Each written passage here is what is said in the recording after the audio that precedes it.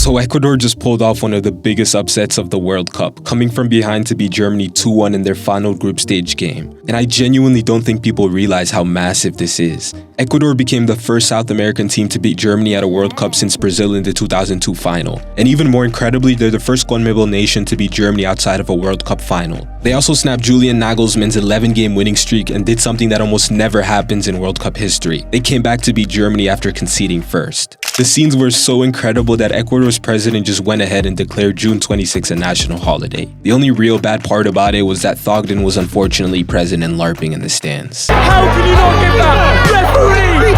All jokes aside, this game was an absolute classic. It exploded into life almost immediately, with Germany taking the lead less than 2 minutes after kickoff through Leroy Sané. But Ecuador refused to let their World Cup dream slip away. Just 7 minutes later, Nilson Angulo curled a stunning strike past Neuer to level the score. Knowing that a draw wasn't enough to qualify, Ecuador kept pushing, and in the 77th minute, Gonzalo Plata was in the right place at the right time to poke home the winner. Against all odds, Ecuador completed a remarkable comeback, defeating Germany 2-1 and booking their place in the knockout stage, while Germany still advanced as Group E winners. Even Joshua Kimmich, the mentality king, admitted that the difference was today that the opponent wanted to win more than us, and you can really feel it, especially in the second half, and this is why they won today, really deserved. So how in the world did this happen? Well, first things first, if we're being honest, Germany simply haven't looked like the Germany we've become accustomed to seeing at World Cups. Now, don't get me wrong, this isn't a terrible team by any means. They topped the group, smashed Curaçao 7-1 in their opening game, came from behind to beat Ivory Coast, and came into the tournament riding a 9-game winning streak. On paper, this squad is stacked with talent, but it just feels like something is missing. The stars that are supposed to be carrying this team, players like Wirtz, Musiala, Pavlovic, and even Kai Havertz, haven't consistently hit the heights everyone expected. We've seen flashes of brilliance from players like Felix Mecha, moments where you remember just how talented some of these guys are, but we haven't seen them completely take over games the way they typically do. Even Julian Nagelsmann himself has admitted that his biggest players need to deliver more. And that's been the story of Germany at recent tournaments. Since winning the World Cup in 2014, they've had this strange habit of looking incredible on paper, only to struggle to put everything together when it matters most. This team still has quality. Manuel Neuer coming out of retirement for one World Cup run adds experience, and Dennis Undav has been a revelation off the bench. But compared to the ruthless, machine-like German sides of the past, this version feels a lot more vulnerable. And against a hungry Ecuadorian side that believed they could make history, being vulnerable was all it took. But Germany not being at their usual level shouldn't take anything away from Ecuador. This wasn't a smash-and-grab performance. This was a tactical battle where Ecuador went toe-to-toe with one of the most possession-dominant teams in world football, and actually controlled the game on their own terms. Out of possession, Ecuador shifted into a compact 4-4-2 block. The entire structure was designed to do one thing: suffocate Germany's creative midfielders, especially Musiala and Wirtz. Every time either of them tried to receive the ball between the lines, there was instantly pressure. Pedro Vite and Caicedo formed a narrow midfield screen that completely shut down central progression. Vite in particular delivered a historic defensive performance, registering 9 tackles, the most ever by an Ecuadorian in a World Cup match. Every interception he made felt like it came at the exact moment Germany wanted to accelerate. Caicedo's role was just as important, but more controlled. He did a fantastic job of reading transitions. He sat just ahead of the back line and scanned in order to kill attacks before they could develop into something dangerous. Whenever Germany tried to play through the middle, they were stepping into a wall of bodies that was perfectly spaced and constantly shifting. And that structure had a knock-on effect everywhere else on the pitch. Germany's system, a 4-2-3-1, naturally wants to stretch teams horizontally and then break them through the half spaces. But Ecuador completely denied that rhythm. The distance between their midfield and defensive line stayed incredibly tight, which meant Musiala and Wirtz never had the space to turn and drive forward. They were receiving the ball with their back to goal, instantly under pressure with no time to influence the game. Even Germany's wide structure became predictable.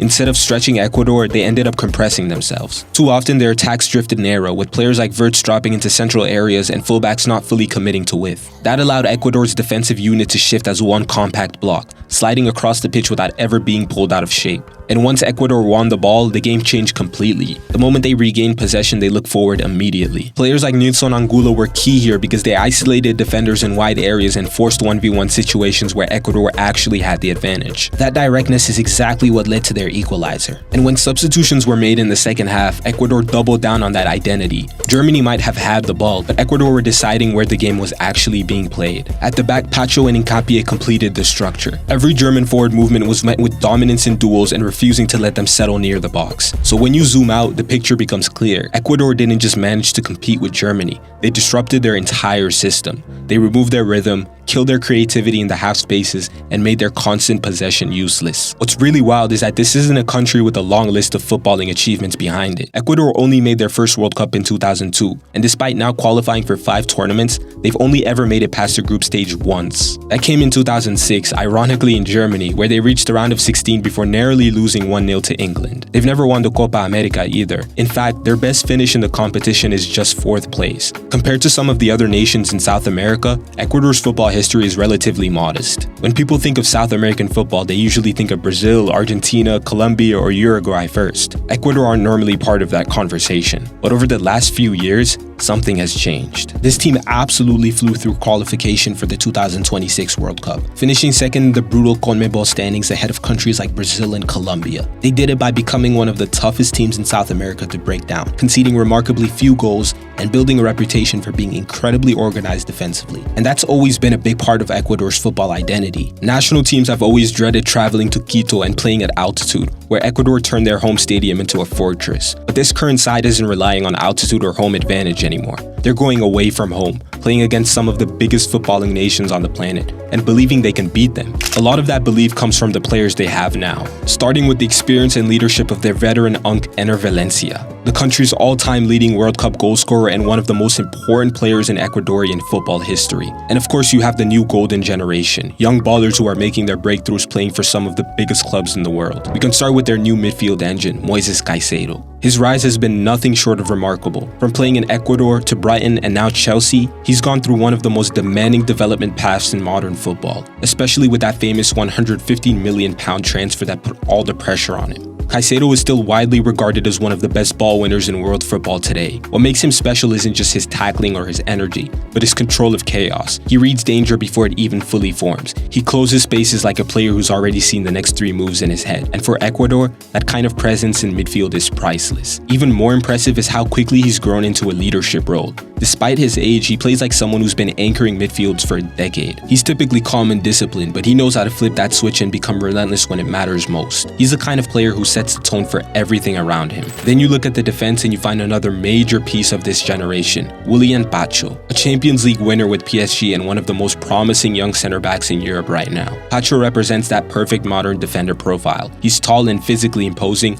composed on the ball, smart in positioning, and intelligently aggressive. And then there's the Arsenal man, Piero Hincapié. He already has experience at the highest level with the Bundesliga title to his name and now a Prem title. He brings something slightly different. While Pacho is composed and structured, Hincapié is explosive, proactive, and fearless stepping into midfield. Together they form a defensive foundation that can match almost any attacking line in world football. 2 young defenders but with the mentality of veterans. In midfield and defense the structure is already strong, but the real excitement comes from what's coming next. Kendry Páez, a name that's already being spoken about across world football. A true wonder kid, technically gifted, and playing with a level of creativity that feels rare for someone his age. Every time he touches the ball, there's a sense that something unpredictable could happen. Many already believe he could become the face of Ecuadorian football for the next decade. And when you watch him play with all his personality, it's easy to understand why. As of recording this, their next game is a knockout one against the host nation Mexico on the 1st of July. And if beating Germany wasn't difficult enough,